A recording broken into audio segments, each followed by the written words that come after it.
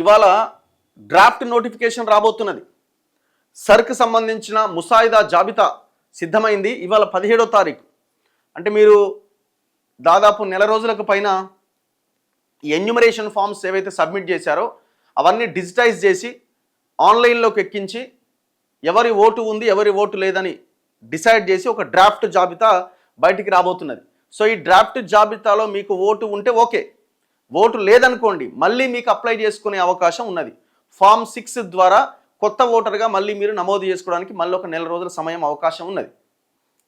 October 19న తుది జాబితా రాబోతున్నది. అంటే ఈ నెల రోజుల పాటుగా మళ్ళీ ఫామ్ 6 ద్వారా అండ్ మీకు ఏమైనా అభ్యంతరాలు ఉంటే అభ్యంతరాలు, ఇప్పుడు మీరు ఇందులో అప్లై చేసి మీరు రాలేదు, నాది ఎందుకు రాలేదని మళ్ళీ మీరు కంప్లైంట్ చేయొచ్చు. ఎందుకు ఈ కంప్లైంట్ అనుకుంటే ఫామ్ 6 ద్వారా మళ్ళీ అప్లై చేయొచ్చు. సో ఇప్పుడు ఇవాళ ఆ జాబితా రాబోతున్నది. సో దాదాపుగా ఈ జాబితాలో ఒక 70 నుంచి 80 లక్షల ఓట్లు లేకుండా పోయే ప్రమాదం ఉన్నది. ఎందుకంటే ఎన్యూమరేషన్ ఫామ్ సబ్మిట్ చేయని వాళ్ళు అండ్ దాంతోపాటు అందులో ఏమైనా తప్పులున్నా సరైన విధంగా ఫామ్ నింపకపోయినా అదే ఎగిరిపోతుంది. తెలంగాణలో ప్రత్యేక సమగ్ర ఓటర్ల జాబితా సవరణ ప్రక్రియ కీలక ఘట్టానికి చేరుకుంది.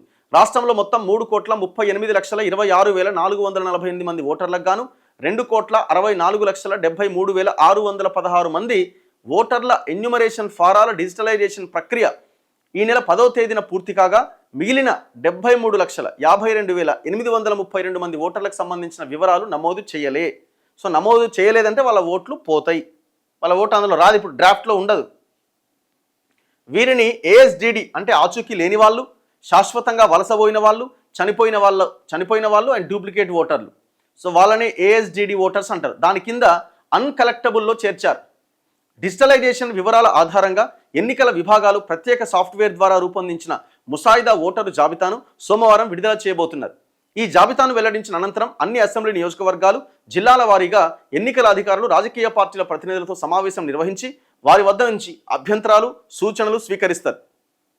అదే సమయంలో ఓటరు జాబితాలో పేర్లు లేని వారి వద్ద నుంచి పేర్లు ఉన్న అడ్రస్, ఇతర వివరాల్లో తప్పులు గనక ఉంటే అటువంటి వారి నుంచి అభ్యంతరాలు, కంప్లైంట్స్ స్వీకరించి వాటిని పరిష్కరిస్తారు.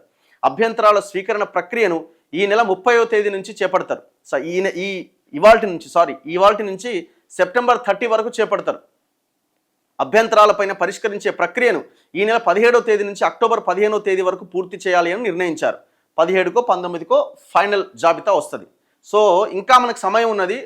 ఎవరైతే ఓట్ అప్లై చేసుకోలేదో, కొంతమంది వేరే ప్రాంతం నుంచి ఇంకో ప్రాంతానికి వెళ్ళిపోయి ఓటు అక్కడే ఉంటే అక్కడికి వెళ్ళి మీరు అప్లై చేసుకోలేరు, కాబట్టి మీ ఓటు పోతుంది అక్కడ. సో ఇక్కడికి వచ్చినా కూడా బిఎల్ఓ వస్తున్నారు, మీరు ఇక్కడ వేరే ఓటర్లు ఉన్నాయి మీరున్న ఇంట్లో, ఎందుకంటే మీరున్న ఇల్లు కూడా ఇంకోరో రెంట్కుండి పోయిన వాళ్ళే కదా, సో వాళ్ళు ఇంకెక్కడికో పోయి ఉంటారు. సో కాబట్టి మీ ఇంటికి వచ్చినప్పుడు మీ ఓటు ఉండదు, వాళ్ళ ఓటు ఉంటుంది.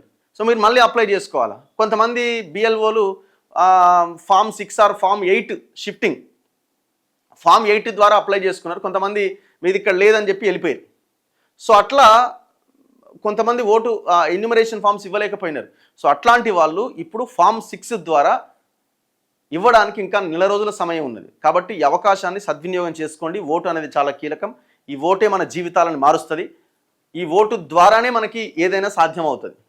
మనం ప్రశ్నించే హక్కుని, మాట్లాడే హక్కును మనం కోల్పోతాం. మంచి నాయకుడు అధికారంలోకి రావాలంటే ఓటే. కాబట్టి ఆ ఒక్క ఓటే చాలా విలువైంది, మీ ఓటే చాలా విలువైంది. కాబట్టి ఈ ఓటు హక్కు వచ్చేలాగా ప్రయత్నం చేయండి. అవసరమైతే ఆఫీస్కి సెలవు పెట్టండి. ఆ రోజు ఎట్టి పరిస్థితిలో నా ఓటు ఎట్లా పోయింది, ఒకవేళ తీసేస్తే ఎట్లా పోయిందని గట్టిగా అడగండి.